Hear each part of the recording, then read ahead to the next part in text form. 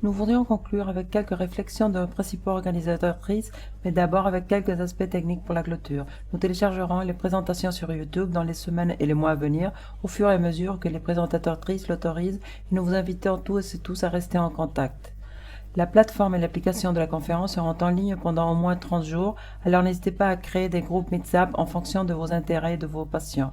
Aujourd'hui, à la fin, nous enverrons un courriel à tous les participants, participantes et présentatrices avec plus de détails sur la façon de rester en contact et d'où trouver les présentations une fois qu'elles seront téléchargées. Au nom de l'Association professionnelle pour la santé des transgenres, de notre communauté directeur mondial dirigé par des transgenres, de nos coprésidents et de nos sponsors, nous tenons à vous remercier d'assister et de participer à cette conférence. Et nous tenons tout particulièrement à remercier les bénévoles qui ont consacré des centaines d'heures de travail en coulisses pour assurer le bon déroulement. Réussir à tenir la conférence inaugurale de l'association est événement mémorable.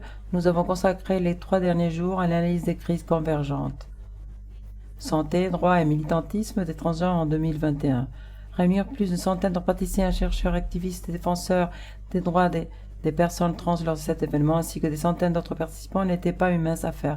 Nous avons dû négocier les fuseaux horaires, les sessions zoomées et un agenda absolument chargé. Nous avons eu des intervenants de plus d'une douzaine de pays, dont la France, Belgique, Nouvelle-Zélande, Argentine, le Mexique, la Russie, la Suède, le Kazakhstan, l'Ouganda, la Thaïlande, le Japon et l'Inde, ainsi que le Royaume-Uni, les États-Unis et le Canada.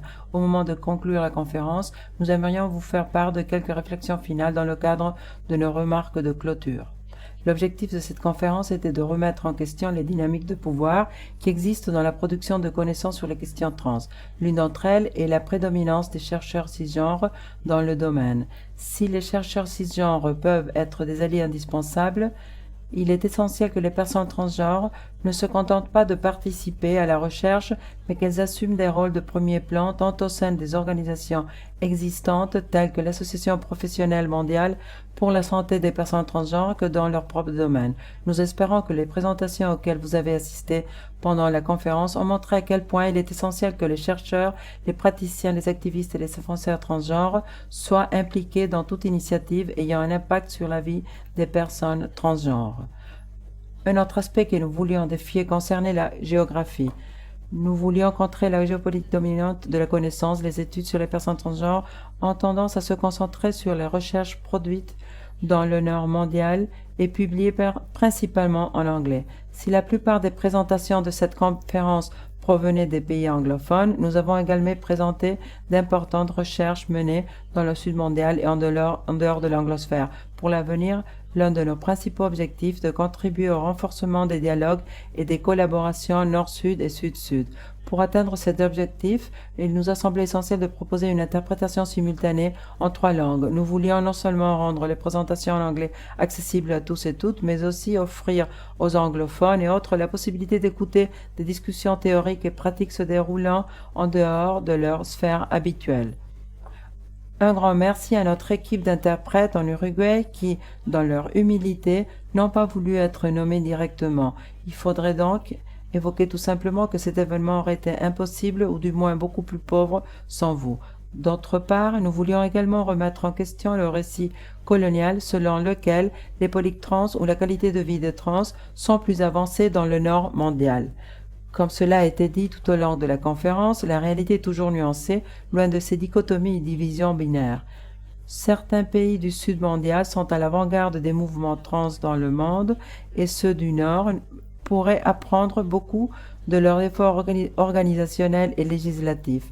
Dans tous les cas, il est crucial d'être attentif au contexte culturel et aux spécificités de chaque lieu, de reconnaître à la fois la pluralité et la nature potentiellement excluante du terme trans en tant que terme mondialisé. Enfin, nous avons voulu souligner l'importance et la validité des connaissances produites dans différents contextes, aussi bien dans le milieu universitaire que dans d'autres milieux professionnels, cliniques et militants, où les personnes transgenres mettent en œuvre des pratiques novatrices qui peuvent améliorer la vie des personnes transgenres.